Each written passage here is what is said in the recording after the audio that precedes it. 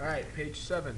The first 4 here are all from Unit 5, Systems of Equations.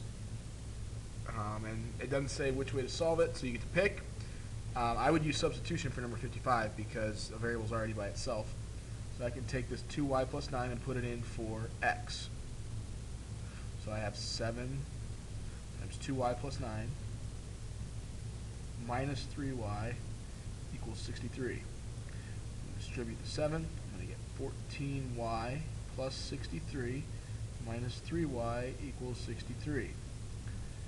14y minus 3y is 11y. Subtract 63, I get 11y equals 0. Divide by 11, I get y equals 0. Okay, so that's the y value. I'm going to put that in for y now. So 2 times 0 plus 9. So x equals 0 plus 9, which is 9. And there's my answer to number 55. 56 is an elimination problem. Both of these are in standard form. I'm going to multiply the top one by 2 and the bottom one by 5. That's going to eliminate this. The signs are already different, so I want the signs to actually stay the same. What I mean by that is I want this sign to stay positive, I want this sign to stay negative. So I'm multiplying by 2, I get 12x plus 10y equals 28. And down here I get 25x minus 10y equals negative 65. Okay, now I'm going to add these. 12 plus 25 is 37x. Those cancel. 28 minus 65, or 28 plus negative 65, is negative 37. Divide by 37, I get x equals negative 1. Now I plug that in. I'm going to go with the top one. 6 times negative 1 plus 5y equals 14. So negative 6 plus 5y equals 14. Add 6, I get 5y equals 20. Divide by 5, I get y equals 4. 57. Substitution. We've got a variable already by itself. I'm going to take that, I'm going to put it in for y. 2x plus 8 negative 1/4 x plus 3 equals 16. So I'm going to distribute the 8. So 2x minus, because 8 times negative 1 is negative 8 divided by 4 is negative 2. 8 times 4 is 24. 2x minus 2x is 0 x's. They cancel. And I'm left with 24 equals 16. That's not true, so therefore this has no solutions. And the last one's a little bit weird because it's not, this bottom number is not in standard form. It's also not in slope-intercept form. Okay, you can do one of two things. You could move the 9x over, or what I'm going to do, I'm going to divide by 3.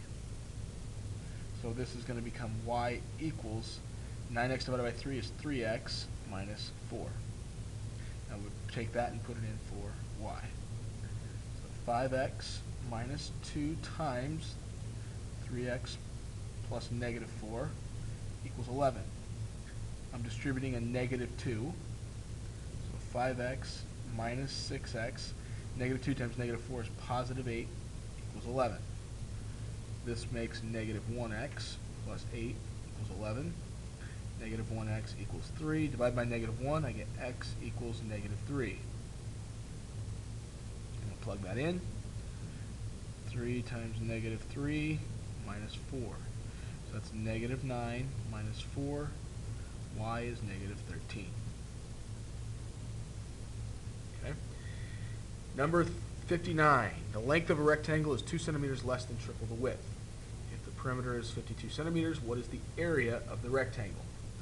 Okay, I want to find the area, so I'm going to do some work at the end, but that comes later. This, you could use Unit 1 or Unit 5. I'm going to focus on Unit 1 because we did this in Unit 1. I think it was lesson 7. Drawing a rectangle here. I'm going to label it length, width, length, width. So the perimeter is 2L plus 2W, right? But that's a problem because I can't do anything with that. But I have this first sentence here, the length of a rectangle, which is L, equals 2 centimeters less than triple the width. So that's 3 times the width minus 2. So what I can do is anywhere I see an L, I can put 3W minus 2, just like substitution in Unit 5.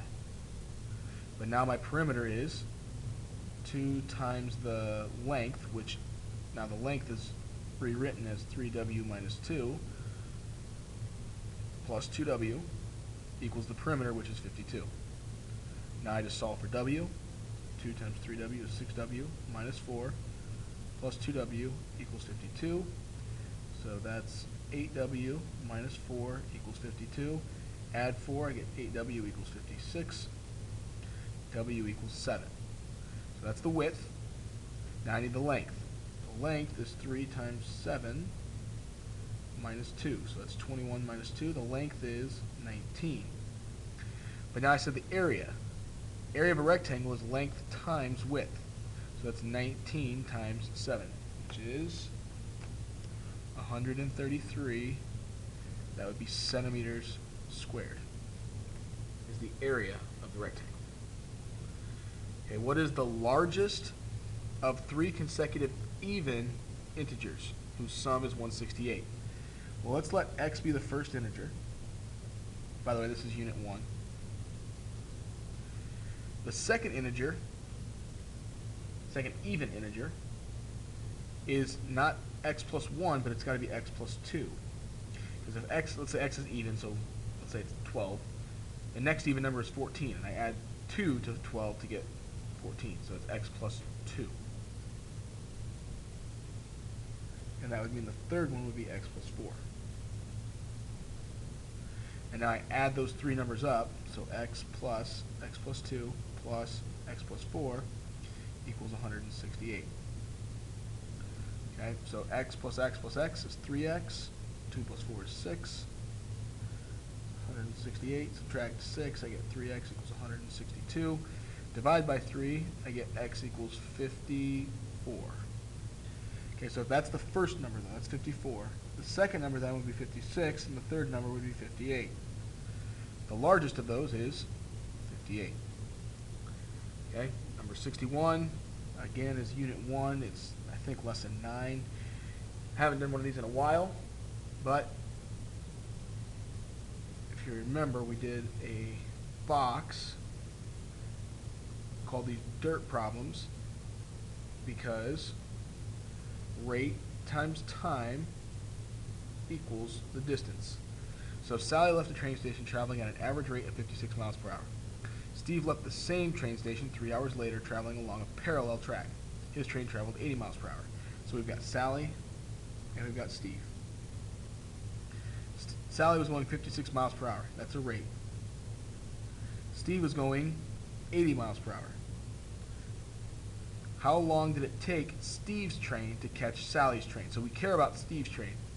So I'm going to make x the time for Steve's train. So I'm going to put that here. That's the time for Steve's train. Now we got to look at Sally's train. Sally's train left earlier, which means it's been traveling on the track for longer. Specifically, 3 hours longer. Okay? So she's been traveling 3 hours longer than Steve, so it's going to be x, however long Steve traveled, plus 3. We don't know how far they got. We don't know the distance. But what we do know is that the distance is calculated by multiplying the 56 times the time. So 56 times x plus 3. And the distance for Steve is 80x. Now we're wondering how long it takes him to catch Sally. When he catches Sally, their distances are the same. So I want to know when these two are equal. So 56 x plus 3 equals 80x. I'm going to distribute 56x plus, what's 56 times 168 equals 80x. Subtract 56x, I get 24x. And then 168 divided by 24 is 7. So it took Steve 7 hours to catch Sally. And that is the end of page 7.